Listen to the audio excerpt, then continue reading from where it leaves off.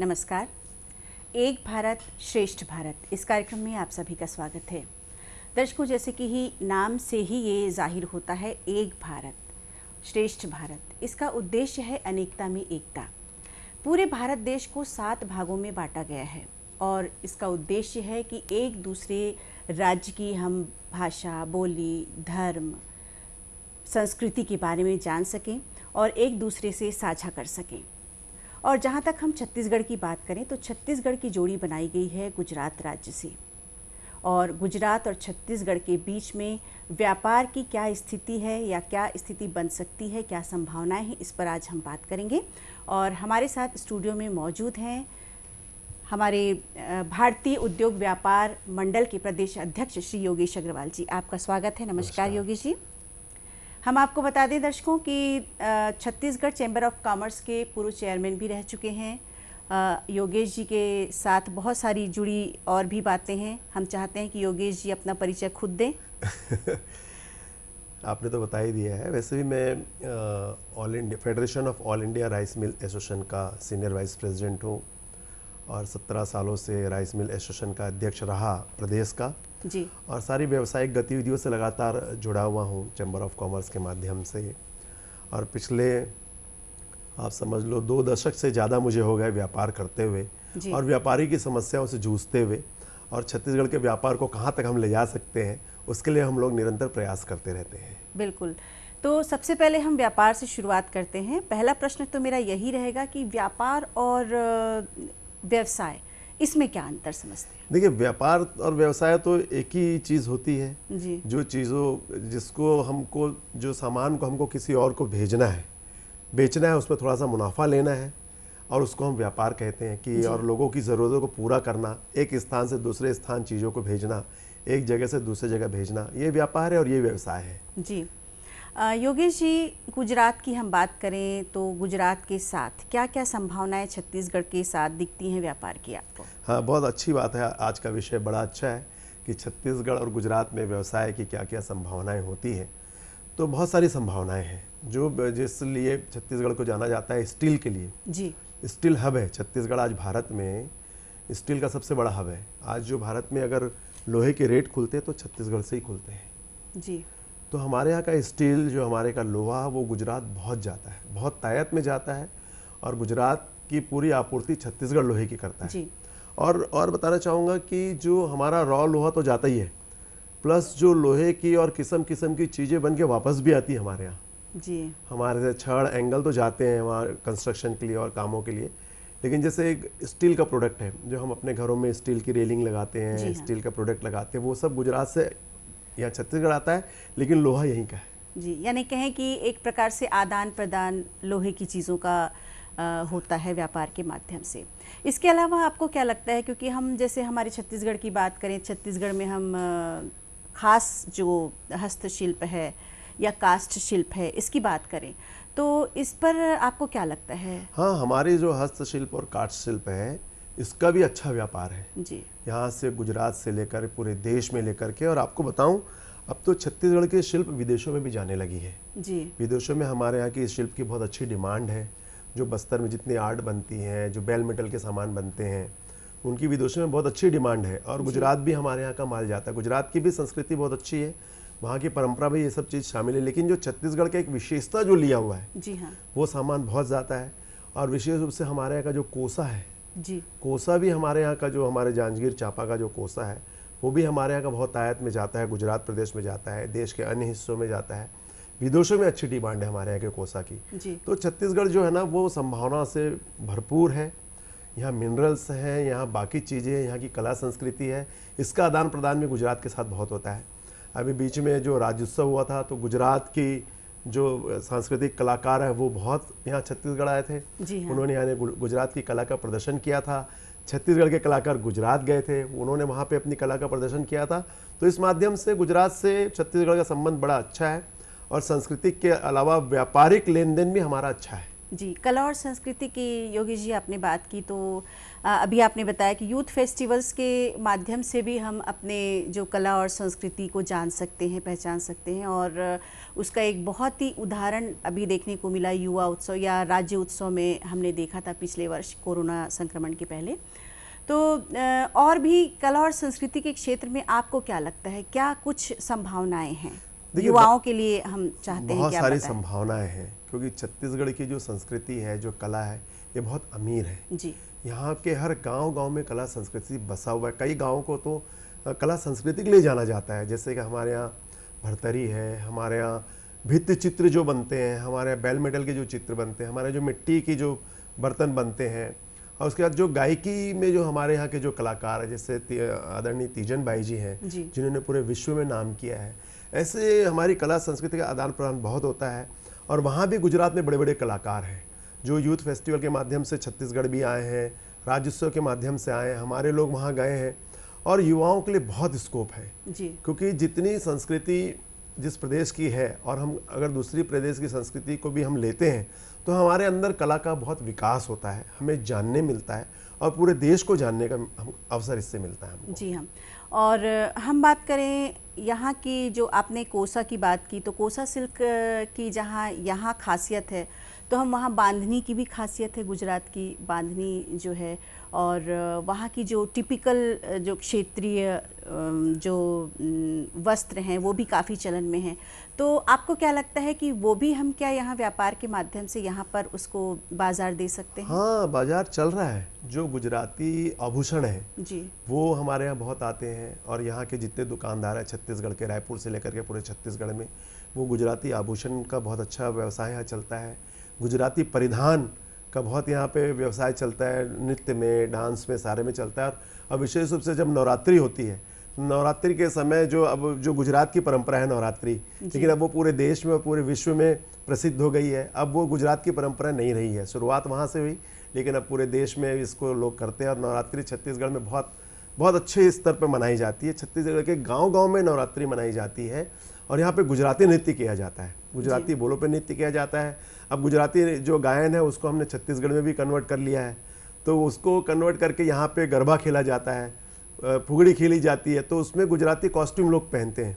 तो मैं सोचता हूँ कि लाखों रुपए की गुजराती कॉस्ट्यूम और आभूषण छत्तीसगढ़ आता है, और यहाँ के लोग उसको पसंद भी करते हैं। और यहाँ के बाज़ार में जो व्यवसायी हैं, दुकानदार हैं, वो लेकर के आते हैं त्यौहार के पहले, और लाखों क्या, मैं तो कहता हूँ करोड़ों का व्यवसाय इसमें होता है। तो ये बहुत अच्छी परंपरा है कि हम दूसरे प्रदेश को भी उतना ही इज्जत देते हैं जो हम अपने प्रदेश की परंपरा को इज्जत देते हैं। और हमारे प्रदेश के आभूषण भी बाहर जाते हैं। हमारा जो गहना हम पहनते हैं, गोटा पहनते हैं, वो सब भी गुजरात के लोग यहाँ से लेकर के जाते हैं। जो हमारे यहाँ की जो हरी, नीली, पीली साड़ियाँ होती है, करधन होती है, उसको भी लोग लेकर के जाते हैं। जी, यहाँ का पारंपरिक जो परिधान है, सूता है और रुपया है, ये भी जाता है। रुपये की माला जो बनती है, रुपये की माला जो जिसको बोलते हैं, तो ये भी वहाँ पर जाता है। ये बहुत अच्छी बात है। तो योगेश जी, व्यापार के साथ साथ रोज़गार भी जुड़ा हुआ है। अभी आपने जैसे कि कहा कि गरबा जब चलता है नवरात्र में, तो उस समय काफ़ी कुछ व्यवसाय भी होता है। तो हम ये जानना चाहते हैं कि एक आम आदमी या युवा वर्ग या लोग जो हैं व्यापार से रोज़गार को कैसे जोड़ सकते हैं, क्या क्या संभावनाएं दिखती हैं दोनों राज्यों के बीच में? देखिए, इसमें तो रोज़गार का बहुत सारा माध्यम है। जैसे कि वहाँ के जो कारीगर हैं वो उसको चीज़ों को बनाते हैं, वहाँ के जो फोक आर्टिस्ट हैं वो चीज़ों को बनाते हैं, कॉस्ट्यूम को बनाते हैं, वो यहाँ लेकर के आते हैं। अभी हमारे यहाँ के भी कई लोग जाके वहाँ सीख रहे हैं जी, वो वहाँ उस कलाकारों को सीख रहे हैं, और यहाँ भी उन लोगों ने उस कॉस्ट्यूम को और यहाँ गहने बनाने शुरू किए हैं जी। तो ऐसे आदान प्रदान हमारे यहाँ व्यवसाय का भी हो रहा है। हमारे लोग वहाँ सीखने जाते हैं, वहाँ के लोग यहाँ सीखने आते हैं। तो इसमें भी काफ़ी संभावनाएं हैं। अगर आदमी करना चाहे, कोई चीज़ को सीखना चाहे, तो जैसे दिल्ली में हाट बाज़ार में जो मेला लगता है, वहाँ सभी देश के सभी राज्यों के लोग आते हैं, वहाँ जाके काफ़ी कुछ सीखा जाता है। हमारे यहाँ भी जो संस्कृति विभाग है वो मेला लगाता रहता है। जो हमारे यहाँ हाथ करघा विभाग है या ग्रामीण विकास विभाग है, वो साल में 1-2 यहाँ पे एग्जीबिशन लगाते हैं, तो सब दूसरे प्रदेश के लोग आते हैं और हमारे प्रदेश के लोगों को भी बाहर जाने का अवसर मिलता है। तो रोज़गार का बहुत ज़्यादा साधन है। वो अपने स्टॉल के थ्रू छत्तीसगढ़ के सामान बेचते हैं। अलग अलग प्रदेश के हर प्रदेश में वो जाते हैं जी। और यहाँ के सामान का डेमो करते हैं और वहाँ उनको रोजगार मिलता है, फिर वो आके बनाते हैं, उनके पास लंबे लंबे ऑर्डर मिलते हैं। दूसरे प्रदेश में जाके, गुजरात में अगर वो अगर एग्जीबिशन में भाग ले रहे हैं तो उनको लंबे लंबे ऑर्डर मिलते हैं। जो हमारे यहाँ जो लकड़ी की फर्नीचर बनते हैं, जी हाँ, उसके काफ़ी डिमांड है। लकड़ी के फर्नीचर का जो हमारे यहाँ बारीकी कलाकारी होती है उसकी काफ़ी डिमांड है देश के अंदर में और गुजरात के अंदर में, वहाँ भी बनता है। लेकिन हमारे यहाँ का जो स्पेशलाइजेशन जो लिया हुआ है, जो मूर्तियाँ हमारे यहाँ जो बनती है लकड़ी की, जो हमारे बस्तर के कलाकार बनाते हैं, कांकेर के आगे और बस्तर के, तो वो काफ़ी उसकी डिमांड है। जी योगेश जी, आपने बहुत अच्छी बात कही कि बस्तर का काष्ठ शिल्प जो है काफ़ी फेमस है और पूरे दुनिया में, इवन हम कहें कि आदान प्रदान पूरे भारत राज्य में, भारत देश में होता है। और वैसे ही हम बात करें गुजरात के काष्ठ शिल्प की, तो वहाँ भी बड़े बड़े मंदिर हों, चाहे भव्य इमारतें हों, तो वहाँ पर भी लकड़ियों का काफ़ी इस्तेमाल होता है। तो ये आपने बहुत अच्छी बात कही कि यहाँ के जो कारीगर हैं वो वहाँ भी सीखने को जाते हैं और वहाँ के जो कारीगर हैं वो यहाँ से भी कुछ सीखते हैं। ये जो चीज़ें हैं, व्यापार के माध्यम से रोज़गार का सृजन हो गया, उत्पादन भी हो गया, लेकिन अब समस्या आती है बाज़ार की। तो जो उत्पादन हो रहा है उन वस्तुओं के लिए बाज़ार कैसे उपलब्ध कराया जाए दोनों राज्यों में? देखो, बाज़ार तो बहुत अच्छा है और बहुत खुला है। जैसे आप देखिए, गुजरात का जो कपड़ा है जी, गुजरात की जो साड़ियाँ हैं, वो हमारे यहाँ के व्यापारी गुजरात जाते हैं, अहमदाबाद जाते हैं और वहाँ से खरीद करके ले करके आते हैं और यहाँ उसकी काफ़ी डिमांड है। आज कपड़े में गुजरात का कोई सानी नहीं है। साड़ियों की बात हो या अन्य कपड़ों की बात हो तो उसका व्यापार बहुत अच्छा हमारे यहाँ चलता है। आज अगर हम मकान बनाते हैं तो उसमें जो टाइल्स लगती हैं वो सारी टाइल्सें मोरवी से आती हैं। मोरवी गुजरात में है, तो सारी टाइल्स गुजरात से आती हैं। बहुत अच्छा बाज़ार गुजरात के लिए यहाँ पर खुला हुआ है और गुजरात के लोग यहाँ पे बेचते हैं और यहाँ जितने दुकानदार हैं वो वहीं से सारा माल मंगाते हैं। और आपको बताऊँ कि जो मार्बल है, मार्बल के लिए वैसे तो राजस्थान प्रसिद्ध है और राजस्थान के मार्बल आते हैं। आजकल तो विदेशों के भी मार्बल आने लगे, लेकिन हम भारत की बात करें, हिंदुस्तान की बात करें, तो जो राजस्थान से लगा हुआ जो गुजरात का क्षेत्र है वहाँ भी मार्बल की बहुत खदानें हैं और वहाँ से भी मार्बल छत्तीसगढ़ आता है और लोग लेकर के आते हैं। जो यहाँ पे हमारा मार्बल मार्केट है, जो मैंने उनके वहाँ के अध्यक्ष राजेश भाई हैं, उनसे बात भी की थी। उन्होंने कहा कि गुजरात से हमारे यहाँ बहुत माल आता है और टाइल्सों का बहुत बड़ा बाज़ार है। अगर रायपुर में आप समझ लीजिए या छत्तीसगढ़ में अगर टाइल्स और मार्बल की 500 दुकानें हैं तो 500 की 500 दुकान में आपको मोरवी को और गुजरात की टाइल्स मिलेगी आपको जी। तो ये बहुत अच्छा व्यापार का क्षेत्र है। और हमारे यहाँ का जो लोहा है, आज गुजरात में कोई भी काम होता है तो लोहा छत्तीसगढ़ से ही जाता है जी। तो छत्तीसगढ़ का लोहा मार्केट पूरा वहाँ उसने अपना कब्जा किया हुआ है, स्टील मार्केट पूरा कब्जा किया। वैसे ही यहाँ पे गुजरात के टाइल्स ने अपना व्यापार बनाया हुआ है।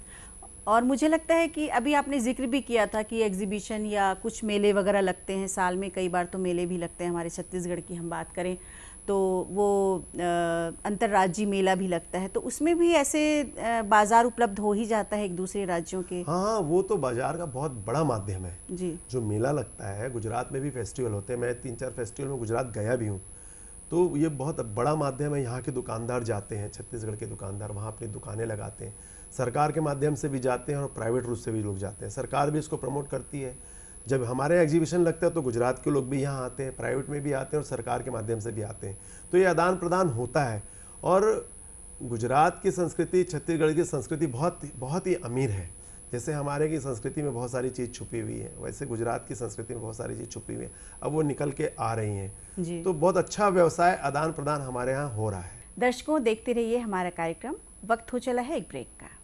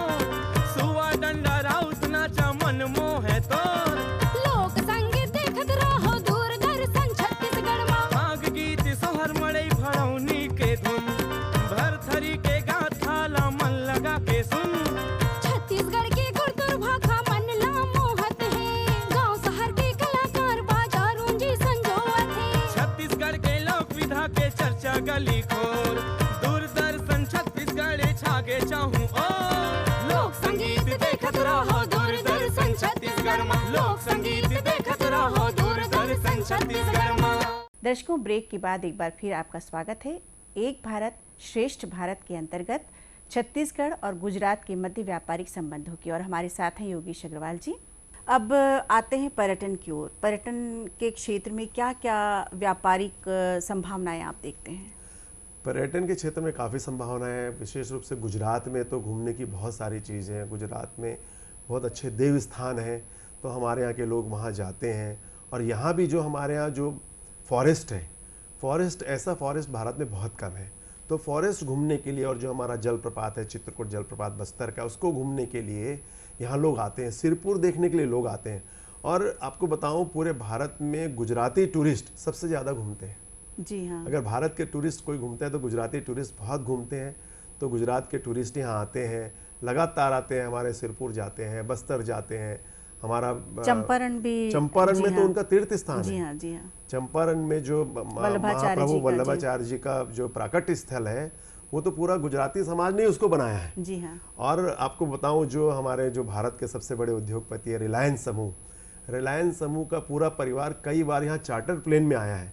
और उन्होंने यहाँ पे काफ़ी उस मंदिर को बनाने में और चंपारण के क्षेत्र को सुंदर बनाने में, वहाँ को आगे बढ़ाने में काफ़ी उन्होंने मदद करी है। और मैं लगातार हज़ारों, मतलब साल में तो लाखों गुजराती समाज जो गुजरात के हैं वो छत्तीसगढ़ आते हैं, चंपारण के तीर्थस्थल में रहते हैं, महीनों रहते हैं। मैं तो चंपारण जाता रहता हूँ, तो वहाँ बुजुर्ग महिलाएं महीनों रहती हैं। कई महिलाएं तो 6-6 महीने रहती हैं और वहाँ भगवान की भक्ति में लगी रहती। तो उनके माध्यम से भी व्यापार आता है यहाँ पे। उनके परिवार के लोग आते हैं, उनको लेने आते हैं, मिलने आते हैं, तो वो भी व्यापार की संभावना यहाँ तलाशते हैं। तो ये भी बहुत बड़ा माध्यम है। जो हमारे जो तीर्थ स्थान है, छत्तीसगढ़ के तीर्थ स्थान, उनके माध्यम से भी व्यापार हमारे यहाँ बढ़ रहा है। और वहाँ भी बढ़ रहा है क्योंकि यहाँ के भी लोग जाते हैं। यहाँ के लोग तो जाते ही हैं गुजरात। जी हाँ, जी यहाँ के लोग भी जाते हैं। वहाँ भी जो जितने तीर्थ स्थान है, जितने घूमने की जगह है, तो वहाँ भी लोग जाते हैं। और वो जाते हैं तो किसी का मन होता है, अरे ये हमारी चीज़ वहाँ बिक सकती है। जी हाँ। हम यहाँ पे हैं, तो फिर वो भी व्यापार की संभावनाएं तलाशते हैं और वहाँ जाके व्यापार करते हैं। कई लोग हैं जो महीनों यहाँ से लेके जाते हैं। जैसे मैंने कहा कि बस्तर का जो आर्ट है, बेल मेटल है, कास्ट शिल्प है, वो महीनों जाके वहाँ कैंप करते हैं और अपनी चीज़ों को बेच करके आते हैं। जी योगेश जी, हम बात करेंगे अब ऑनलाइन शॉपिंग की, जो आज पूरा कहें कि पूरा छाया हुआ है ऑनलाइन शॉपिंग। तो ऑनलाइन शॉपिंग होने के बावजूद आप क्या समझते हैं कि इसमें भी हमारा व्यापार संभव है दोनों राज्यों के बीच में? हाँ, ऑनलाइन व्यापार जो हमारे देश के अंदर में हो रहा है। जी देखिए, विदेशी ऑनलाइन व्यापार का तो हम लोग विरोध करते हैं जी कि हमारे देश की विदेशी चीज़ें ऑनलाइन यहाँ नहीं आनी चाहिए। हमारे यहाँ जैसे हमारे यहाँ जो मैंने कहा बस्तर के जो आर्ट है, उसको कई लोग ऑनलाइन भी मंगाते हैं। जैसे रायपुर में जो दुकानें हैं, सरकार की जो दुकानें हैं, राज्य सरकार की दुकानें हैं, प्राइवेट लोगों की दुकानें हैं, उसको लोग ऑनलाइन ऑर्डर करके मंगवा लेते हैं। जैसे वहाँ की साड़ियाँ हैं या वहाँ के गहने हैं, वो यहाँ के लोग भी उसको ऑनलाइन मंगाते हैं। और एक अच्छी बात मैं आपको बताता हूँ कि हमारे यहाँ जो केमिकल जो है, जितने भी केमिकल जो होते हैं वो गुजरात में बहुत ज़्यादा बनते हैं। तो केमिकल भी हमारे यहाँ बहुत ज़्यादा गुजरात से आता है। और जो पेट्रोलियम पदार्थ भी होते हैं गुजरात में बनते हैं, वो भी छत्तीसगढ़ बहुत ज़्यादा मात्रा में गुजरात से छत्तीसगढ़ आता है। और अलग अलग प्रकार के जो केमिकल होते हैं, इंडस्ट्रियल केमिकल होते हैं, मकान बनाने के जो केमिकल होते हैं, वो भी सब अधिकतम गुजरात में ही बनते हैं। तो उसका भी आदान प्रदान हमारे यहाँ से बहुत ज़्यादा होता है। वहाँ की ट्रकों भर के हमारे यहाँ वहाँ से केमिकल यहाँ आता है। कपड़े तो आते ही हैं, लेकिन केमिकल और पेट्रोलियम पदार्थ ये हमारे यहाँ छत्तीसगढ़ बहुत आता है। और ख़ासकर और प्लास्टिक के जो मटेरियल होते हैं, अभी तो हमारे यहाँ प्लास्टिक की भी बहुत सारी इंडस्ट्रियाँ बन गई हैं, लेकिन और पहले जो था प्लास्टिक के मटेरियल भी छत्तीसगढ़ बहुत आते हैं जी। क्योंकि प्लास्टिक की वहाँ पे बड़ी बड़ी इंडस्ट्रियाँ हैं और बड़ा आधुनिक तरीके से वो लोग काम कर रहे हैं। और उसी से सीख करके अब छत्तीसगढ़ में भी लोग फैक्ट्रियाँ लगाते जा रहे हैं। तो ये बड़ा अच्छा हमको उससे फ़ायदा मिला कि हमारे लोग वहाँ गुजरात जा रहे हैं, देख रहे हैं वहाँ की फैक्ट्रियाँ कैसी चल रही है, और उनसे समझ करके छत्तीसगढ़ में भी वो फैक्ट्रियों की स्थापना कर रहे हैं। तो हमारा प्रदेश भी अब धीरे धीरे अपने पैरों पे खड़ा होने लग गया है। तो ये बहुत अच्छी बात है कि वहाँ के लोग आके यहाँ ट्रेनिंग भी दे रहे हैं जी। तो बहुत अच्छी बात है ये जी। और योगेश जी, हम बात करें कि व्यापार के लिए आवागमन का महत्व बहुत ही होता है। और अब तो कहें कि चाहे वो हवाई मार्ग हो या रेल मार्ग, सड़क मार्ग हो या जल मार्ग हो, हर तरह से सुविधा उपलब्ध है, चाहे वो यहाँ से गुजरात जाने के लिए हो या गुजरात से यहाँ आने के लिए हो। तो आपको क्या लगता है कि इतनी सुविधाएं होने के बाद व्यापार किस प्रकार से फल फूल सकता है? देखिए, संभावनाएं तो व्यापार में है ही, और व्यापारी तो हमेशा चाहता है कि जितने ज़्यादा उसका व्यापार हो सके, जितनी सुविधा हम जनता को दे सके वो कर रहे हैं। रेल मार्ग से हमारा पूरा सामान आता जाता है, आज फ्लाइट से, कार्गो से हमारा सामान आता जाता है, जो बल्क में बड़े कार्टून होते हैं वो जो जल्दी मंगाना होता है, कार्गो में सामान आ जाता है। शादियों में कई बार होता है कि कोई गुजराती समाज के लोगों के यहाँ शादी और ऐसा लगता है कि गुजरात से कोई सामान मंगाना है तो कार्गो में बहुत जल्दी यहाँ आ जाता है। और एक वहाँ की जो परंपरा, जो डेकोरेशन के सामान है, जो हमारे यहाँ जो डेकोरेटिव लोग हैं वो भी गुजरात से बहुत सारा सामान यहाँ मंगाते हैं। ट्रक के थ्रू भी यहाँ आता है, वहाँ के फर्नीचर भी यहाँ आते हैं, और बाई ट्रक, बाई ट्रेन और फ्लाइट कार्गो के थ्रू भी यहाँ सामान आता है। लेकिन शिपमेंट का हमारे यहाँ वो नहीं है। गुजरात में तो समुद्र है, हमारे यहाँ समुद्र नहीं है, इसलिए शिपमेंट में कोई माल हमारे यहाँ नहीं आता है। हाँ। लेकिन इन तीनों माध्यम से बहुत अच्छे से माल यहाँ आता है और अच्छी सुविधा है। छत्तीसगढ़ क्योंकि भारत के मध्य में है और मध्य में होने के कारण यहाँ पे सारी चीज़ों की सुविधा है। हर प्रकार की ट्रेन छत्तीसगढ़ से होकर गुजरती है। फ्लाइट की कनेक्टिविटी बहुत अच्छी है, सड़क मार्ग भी बहुत अच्छे बन गए हैं, सब सड़कें की सुविधा बहुत अच्छी हमारे आदरणीय मोदी जी ने बनाई है। तो उसके कारण जो केंद्र की जो सरकार है आदरणीय मोदी जी के नेतृत्व में काफ़ी अच्छा काम कर रही है, व्यवसाय को बढ़ाने के लिए काफ़ी अच्छा काम कर रही है, सड़क मार्ग बहुत अच्छा कर रही है, रेल मार्ग बहुत अच्छा कर रही है और व्यापारी को बहुत सुविधा दे रही है। तो इससे आदान प्रदान में बहुत आसानी हो गई है। बिल्कुल बिल्कुल। और वित्तीय व्यवस्था का व्यापार में काफ़ी महत्व रहता है। कोई व्यापार करना चाहता है तो उसे किस प्रकार से सुविधा मिल सकती है? देखिए, वित्तीय व्यवस्था के लिए तो बैंक है जी। बैंकों में लोग जाते हैं, बैंक में एप्लीकेशन देते हैं और बैंक उनका मुआयना करता है और जो जिस कैपेबिलिटी का होता है उसको उतना बैंक के माध्यम से उनको पैसा मिल जाता है। जी हाँ। प्राइवेट संस्थाएं भी कई फाइनेंस करती हैं, उनके माध्यम से भी मिल जाता है। स्टार्टअप के लिए अभी काफ़ी पैसा जो देने के लिए कई बड़े बड़े उद्योगपति आ गए हैं, वो उसको पैसे देते हैं और उसके माध्यम से वित्तीय भार जो होता है वो हमारा हल्का हो जाता है। और मेन तो बैंक है, बैंक जो हमको लोन देता है, बैंक के माध्यम से हम पैसा लेते हैं, उससे हमारा व्यवसाय बढ़ता है। क्योंकि किसी व्यवसाय के पास में इतना पैसा होता नहीं कि वो अपने पैसे से कार्य कर सके। जी। तो मिनिमम बैंक में जो बैंक वाला जो कम से कम ब्याज लेते हैं या प्राइवेट संस्थाएं जो कम से कम ब्याज लेते हैं, उनसे पैसा लेकर के हम अपना व्यवसाय करते हैं। अभी जीएसटी काफ़ी चलन में है, तो सबसे पहले तो हमारे दर्शकों के लिए हम जानना चाहेंगे कि जीएसटी क्या है और इसका व्यापार पर क्या प्रभाव पड़ता है? देखिए, जीएसटी सरकार ने एक टैक्स लगाया है, एक देश एक टैक्स होना चाहिए। इस भावना को लेकर के केंद्र सरकार ने जीएसटी को लागू किया है और जीएसटी अभी थोड़ा सा जटिल है व्यापारियों के लिए और व्यापारी, हम सभी व्यापारी जीएसटी से बहुत परेशान हैं क्योंकि केंद्र शासन ने योजना तो बहुत अच्छी लाई है लेकिन उसको जो स्वरूप देना चाहिए था वो स्वरूप उसको नहीं मिल पा रहा है और व्यापारी पग पग पे जीएसटी को लेकर के बहुत ज़्यादा परेशान है। उसको ऐसा लगता है मैं व्यवसाय करूं कि नहीं करूं, क्योंकि जीएसटी में वो फंसता चला जा रहा है। जीएसटी में क्या होता है कि जैसे मैंने कोई चीज़ बेची और उसने कोई चीज़ और कहीं बेच दिया और अगर मैंने टैक्स नहीं पटाया तो थर्ड पार्टी को पनिशमेंट मिल रही है। ये एकदम गलत है। थर्ड पार्टी को तो पनिशमेंट मिलना ही नहीं चाहिए, जिसने टैक्स नहीं पटाया उसको पनिशमेंट मिलना चाहिए। तो हम लोग लगातार अधिकारियों को समझा रहे हैं कि आप जीएसटी को सरलीकरण करिए, व्यापारियों को समझाइए और व्यापारियों के सुझाव को मानिए।